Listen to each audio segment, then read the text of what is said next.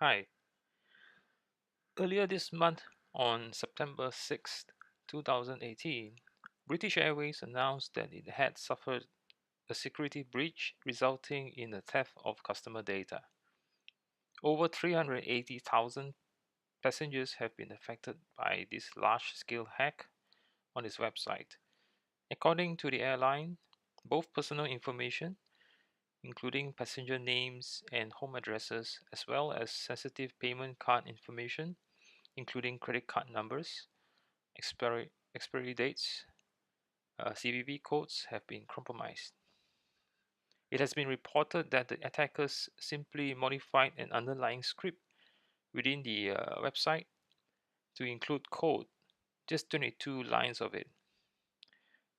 This skimming code was used to grab data that customers entered into a payment form, and it sent the data to a server owned by the attackers. In this video, let us reproduce and simulate the actual attack, observe the effects of the script injected, and demonstrate what we can do to protect ourselves from similar attacks.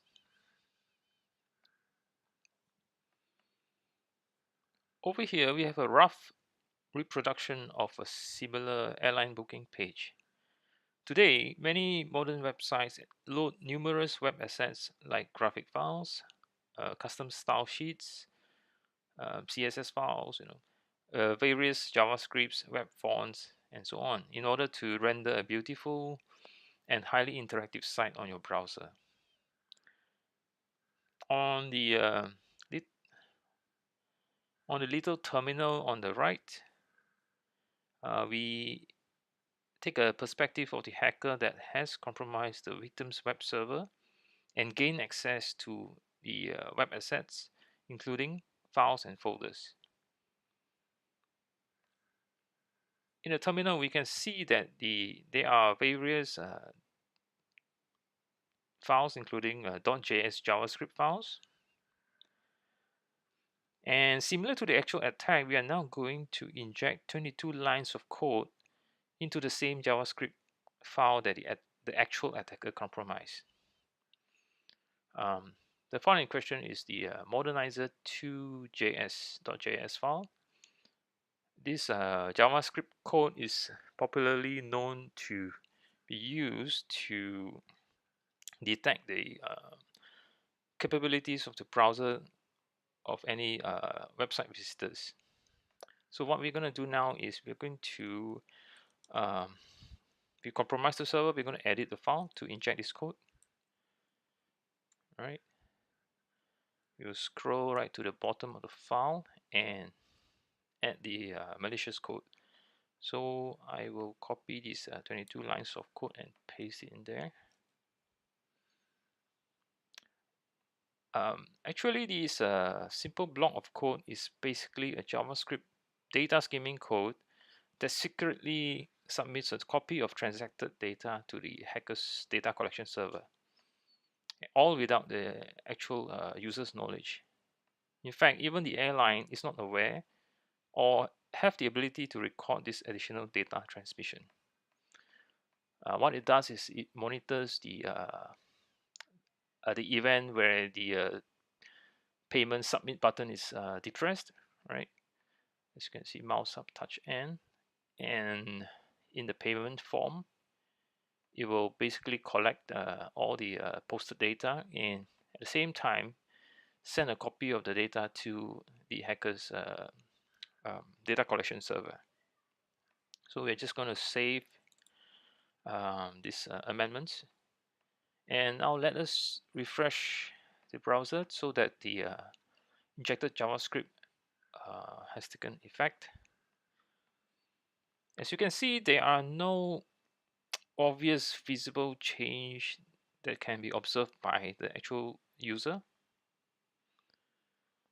So any passenger that visits the site will not be aware of anything amiss, and will proceed to book his or her ticket, filling all the sensitive information like personal details and payment card information.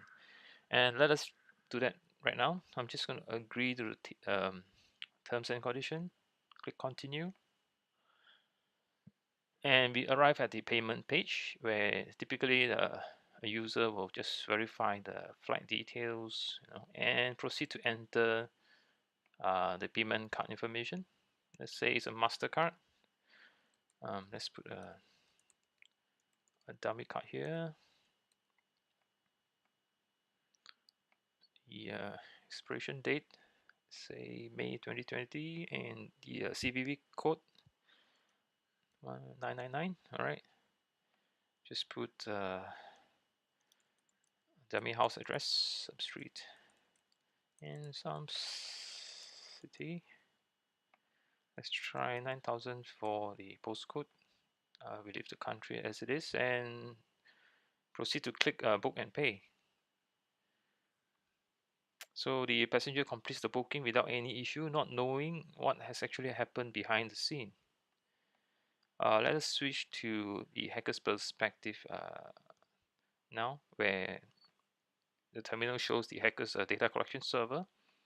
All the hacker actually does is to just wait for scheme data to flow right in. The hackers can abuse the collected information or simply resell it in the black market. So if you take a look at collected server, the collected information, you can see that all the sensitive information like the billing, the card number, for example, the card expiration date, the CVV number, right? The passenger's address as well, and as well as the name. All the information required to basically abuse the payment card. All right. Actually, these types of stealthy code injection attacks on web servers are actually quite common.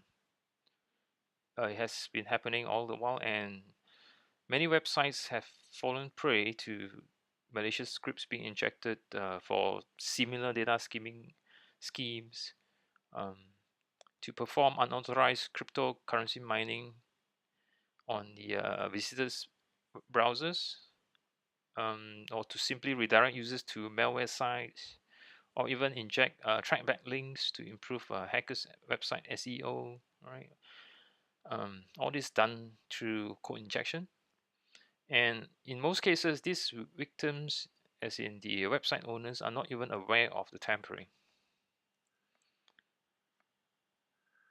So what do we do? Right. So what many websites today need, on top of all the existing security defenses, is the ability to actually detect this stealthy file tampering. This is where WebALARM file integrity protection comes in. Protecting the core data, as in the actual files itself, was why we created WebALARM. We call it the last line of defense should any attackers manage to breach all the front-end security defenses. Let's see how it works in action.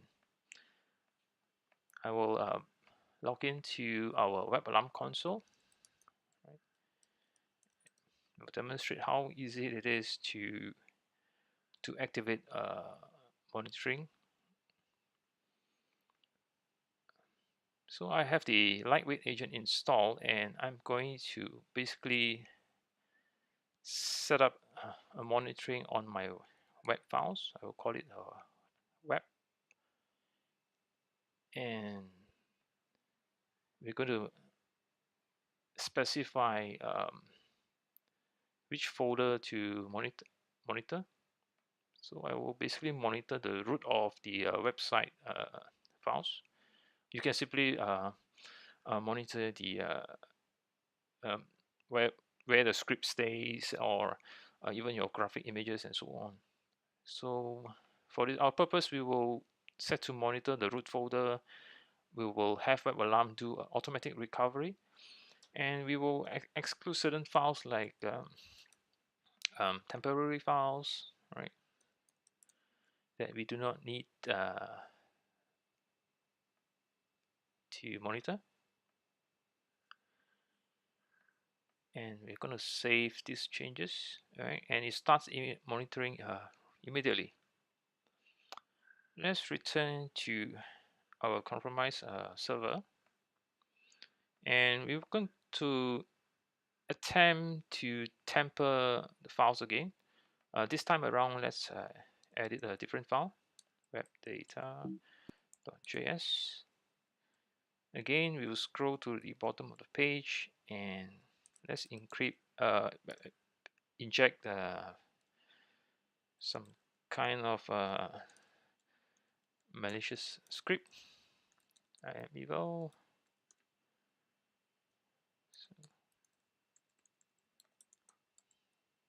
And we save the file.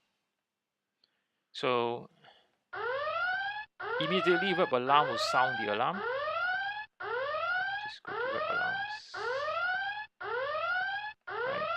I'm going to just mute it first. Right. It will sound the alarm, send the alerts, and on top of that, it will provide your security team, your response team, a crucial intrusion signal and valuable time to respond, investigate, and ultimately contain the intrusion. Right. We can look at the logs.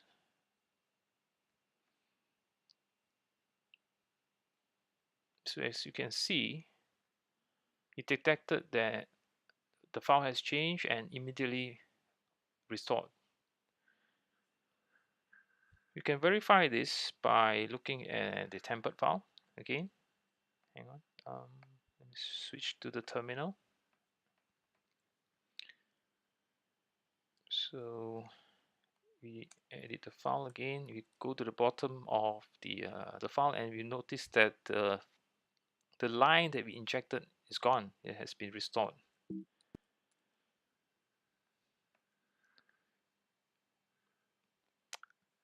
So this demonstrates how important WebALARM is in a situation like this.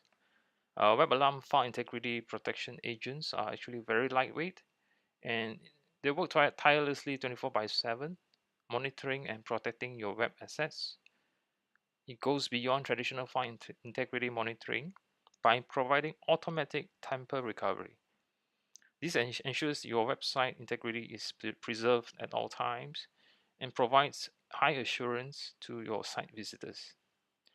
WebALARM file integrity protection works extremely well in concert with the rest of your web security deployments like web application firewalls, endpoint security, network filters, intrusion detection systems, and so on. So do contact us today for more information. Thank you very much.